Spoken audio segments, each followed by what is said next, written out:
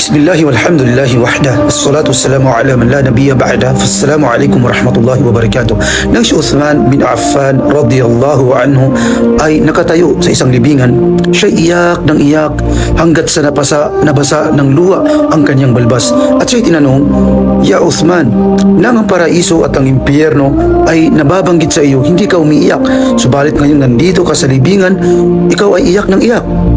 At sabi ni Uthman sa kanya nang nagtanong, tunay na sinabi ng Rasulullah sallallahu alaihi wasallam, "Innal qabra awwalu manazilil akhirah."